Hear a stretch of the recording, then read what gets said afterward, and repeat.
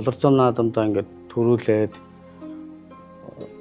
даруйж яваал оргил өөр хайрхын өмнөх нь л тэгээд ямцсан шүн таллал болорцоо тэрвэрэд л ямцсан гэртээ аваа чинь ингээд тэрвэрэд л яваад орсон чинь маань мөнгө аяхтаа сүү барьцсан ингээд нүцгэн зогсчихсан гэр дотор ганцаараа. Одоо миний амьдралд бол хизээч мартахгүй тийм гоё аз жаргалтай сайн сайхан явах одоо шалтгаан бүхнүүд бас аав минь ард байдаг.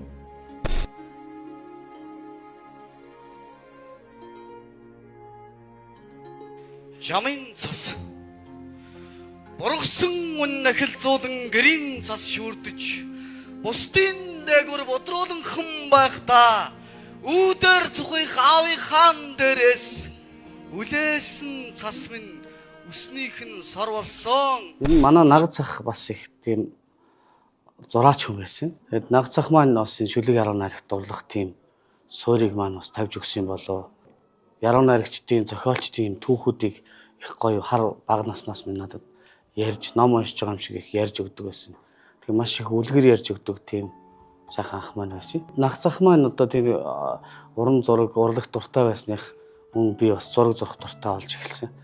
Тэгээд эхлээд нагцахаараа зураг зуруулчаад ангийнхан дээр очиод би зурсан гэд хотлоо хэлсэн чинь ангийнхан маань намайг айгу гоё зурд юм байна ойлгоцоо. Тэгээд тэрнээсээ болоод ч юм уу эсвэл өөрт гарын урд бас байсан ч юм уу. Тэгээд асар их зураг зурх сонирхолтой. Юу л байна бүгдийг хуулаад зурчдаг.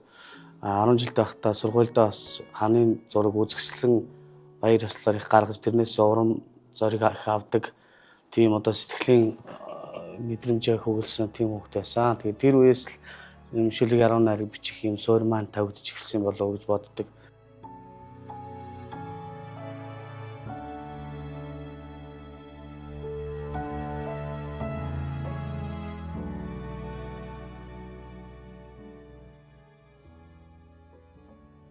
Танка зургийн чиглэлээр бас суралцах гэж өөрөө хичээсэн. Даач бүтээгүү мөрөөдлийн маань нэг урлаг дуртай байсных бас радио телевизийн дээд сургуульд найруулагч гэдэг мэргэжлийг сонгож орж ирсэн. Тэгээд энэ урлагийн сургуульд сураад ч тэр одоо нөгөө шүлэг яруу найраг бичих сэдэл маань улам илүү их одоо хөгжинд дэвжиж насаж бадарч ингэж явсаар оюутан авах цагта Бадрангуйг утга зохиолын дугуйланд Данзагийн ямаа багшийн удирдлагын дор ингээд дугуйланд суралцаж төрснөөс илүү тийм гоё дотн уур амьсгалтай найз нөхдөд олж авсан гэж боддог.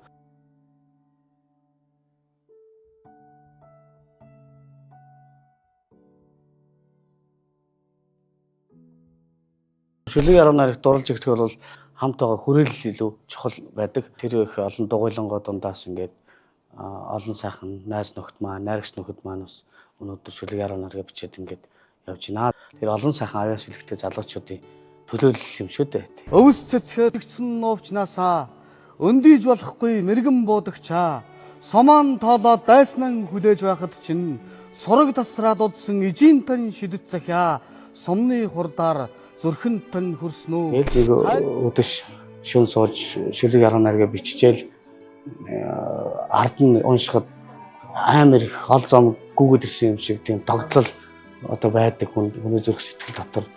Тэр одоо мэдрэмж нь хадгалаастай байдаг. Тэр бүхнийг л одоо уран бүтээлч хүн алдах юм бол жоохон бодол дарагдаад суучт юм аа. Тэр бодол дарагдах тэр доглол хоёроо нийлүүлж нийтгэж чадвас тухайн уран бүтээлч амьд байж сайхан уран бүтээлээ төрүүлдэг юм болоо л би бас боддог.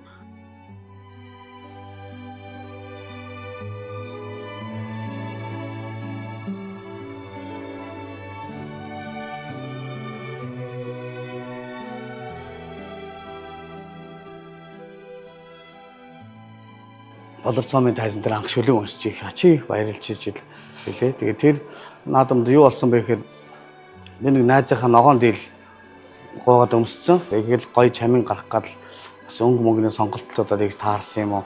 Тэгээд өнгө дагуу малгайтай энэ тэр жил эх орны тухай шүлгүүд, нүүдлийн тухай шүлгүүд их зонхилж уншигдсан. Нэг нүүдэл эх орон нүүдэл гэж явж байгаа тал тарус гэж зэрэгтэлтэй гараал тайзан дээр уншсан чинь хүмүүс нэр хийтэлгээд шүлгийнхаа нэрийг хэлсэн чинь инээж исэн. Нэр тэгээд хошин шог үзэж байгаа тийм уур амьсгал шиг бүрдээ явчихгүй. Тэгээд л тэр тарус гэдэг шүлгээ гарч уншаад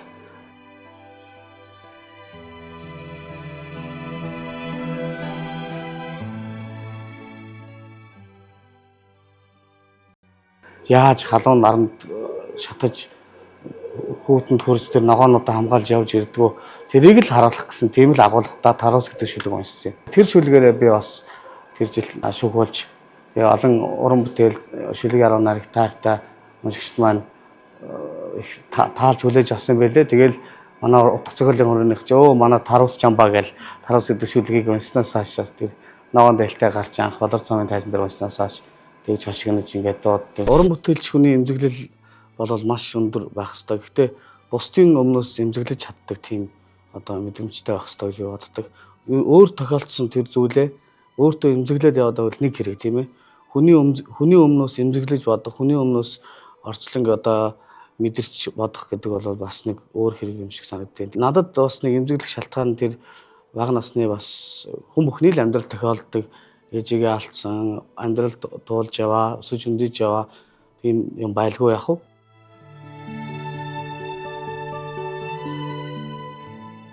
Алсч бай, ээж нь байсан ч бай, байгаагүй ч бай. Тэр ээжтэй очих зүг нь одоо таны зүрхэнд биш шүү. Тэгээд миний ээжтэй очих зүг бол зүрхэнд минь байгаад бодохоор ээжтэй одоо хурж очдөг. Тэр одоо зөвхөн шүлэг дуудъя. Нартад мэндэлхэд ангир уурган амал уулсан ээж минь нэмгэн цэнхэр алсад сүүгэн өргсөн ёроол юм шүү. Инэрлээгээд хариу нэгтгэхгүй миний бурал ээж минь эвээр учрсан амьдрал сүнхөөгүй тэнхээ юм шүү. Эргэх нарыг дагуулад баярын нулимстай зориорой ээжтэй очих зүг чинь зүрхэнд чинь байгаа шүү. Зовлоо гэд үрдээ хэлдэггүй миний жаахан ээжээ зоргоор тулаагүй буурал зам бодж эндэх үедээ жаргалаа гэж олондоо дуулдаггүй миний цайлган ээжээ шавраас нүрдэж өсгсөн хайрын далаа юм шүү дээ.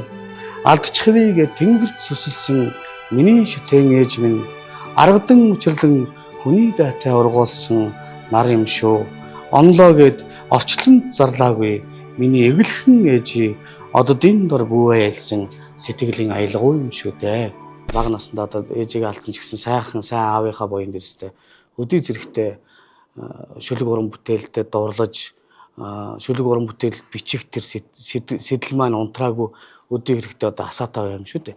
Хадланд дагуулж явна намрын ажлаар би чинь бас айлын хүний ганц хүүхд тэгэл юу гар хөлөө авчна гэдэг нэг ажил хийхээс илүү ойр зур нэг галтгооны ажил хийгээд одоо дандаа 2 дугаар ээлжинд тэр хүний хийдэг ажлаас бас хамгаалж ингэж бөөсөлж алган дээр эхэлж өсгсөн дөө. Манай аав чинь сургуулийн галч хүн. Тэгээд олон жил сургуульд одоо гал түлээл шөнө өөрөө өглөө босоод орой ирээл ингээл олон жил амьдралыг л зүтгэсэн. Тэр сэтгэлийн гал тэр одоо гэр бүл халуун дулаан байх тэр мэдрэмж бол одоо ч одоо манай гэрт унтраагүй тий сайхан юм халуун дулаан гэр бүл өсөж өмдөж ингэж явсан бүтэн өссөн учраас шүлэг 10 нарыг аливаа юмд нэг зөөлөн болж өсөж гэнэ гэж би өөрийгөө бас анзаардаг. Холын шуудын хонгорганганаа хаймрын дээгүр эргээд байх юмаа айгалаад өргсөн ээж минь дэжин ап минь рэдл боцох шиг санагдах ёо дуудмар сайхан авигаа хоёр ихэр охин маань охинтой болоод дөрж явахтны шүлэг өсчихсэн. Төрхийн өрөөний жижиг дөрвөлжин сарвчны дэргэд төмөр зүрхтэй ч юм шиг өөрийгөө зоригжуулж сонсох бүр хоолой тэглэх нэлхсийн зурайнд согтуу юм шиг сандчин байх үед сэтгэлд минь хамгийн дулаахнаар мандсан нар чи боллоо. Халуун савн сэтгэлээ уудлж зөөсөөр хамгийн жаргалтай өдрүүд бидний дунд эхэллээ гэж шүлэгчсэн. Тэгэл ерөөсөө л яг хүндээ сэтгэлээ уудлж зөөсөөр агаал сэтгэлээ жирж одоо ингээл гэрлүүгээ зөөсөр агаал тэгэл өнөр өтгөн аз жаргалтай тийм гэр бүл бий болж ингэж амьдардаг юм байна л да.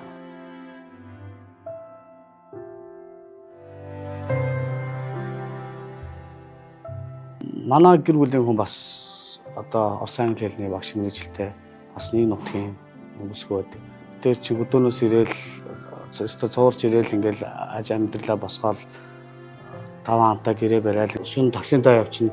Машин маань бас нэг жоохон скотчтуулаад ончин скотчын салахаар буугаад скотч чинь уцмуцсын чи машин скотчтой дунчдаг явсан юм бэ гэх хүмүүс гайхаад хажуу айлынхаа хашааныхаа бамцыг түлээл хүртэл үйлжчихдэг хавар болгоор буцаагаад аваад өгчдөг тийм хой термогоор ор термогоо нөхөд байгаа юм яагаад тийм ийм сайхан залуу нас маань одоо ингээд жаахан ухаачих гэдэл үргэлжилж байна да.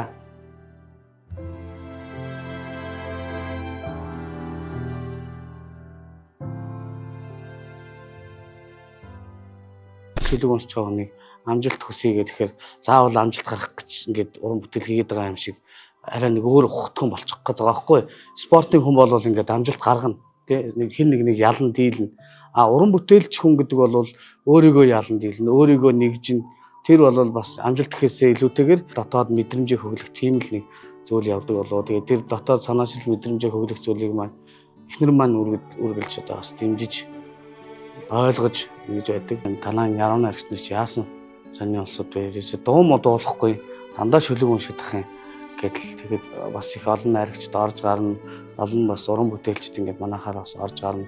Тийм уран бүтээлчийн амьдралын амтлага ерөөсөө л яг нэг олонний тэгээ бас ихтэй өрнөд түшиж ингэж найз нөхөрлөж ингэж явдаг. Мэдээж болор цом наадамд одоо шүлэг яруу найргийн унших тийм болор цом наадамд одоо нэг шилдэг 30 багтаад гарчих тийм сонирхолтой яруу найрагч залуучууд хой зөндөөл одоо бас миний хувьд бол бас энэ дэр сайхан наадамд өөрийн шүлэг яруу найргаа тасралтгүй бас 5-6 жил өгөөд л ингээл яваад тэнцэхгүй яваад гэсэн. Тэгээд аз хэмэр өөрийн миний бичлэгийн тэр жилийн өнгө аяс, тэр жилийн ноён нурамаа, тэр жилийн одоо миний шүлэгний амин чанар одоо ингэж таарсан сайхан болор цом гэдэг наадмыг хүртээд ингээд одоо тэгээд аливаа нэг шагналал наадмыг хүртэж шингээх нэг хэрэг тааж явах бас нэг хэрэг гэж ойлгодог. Тэгээд одоо би яруу найргийн бие даасан 4 ном гаргасан байна. Тодорхой хэмжээний бас уншигчдын хүрээлэл бас бий болж байна. Одоо үргэлжилсэн үг юм болоод анхныхаа номоо гаргах гэж байна. Уран сайхны эссе, уран сайхны тэмдэглэлээр бичсэн ийм ном гаргах гэж байна. Энэ яг өөрийгөө үргэлжилсэн үг байж болох нь уу, бичиж болох нь уу гэсэн сорьсон ийм хэлбэр. Тэгээд хөх түнгийн ногтроо гэдэг юм утгагүй бас уран сайхны тэмдэглэл эссений номоо бас гаргах гэж хэлсэн байна. Олон сайхан намайг хүндэлдэг одоо дэмждэг нутгийн болон одоо шүлэг уран зохиолд хайртай дуртай уншигч олондоо бас баярлалаа гэж хэлье.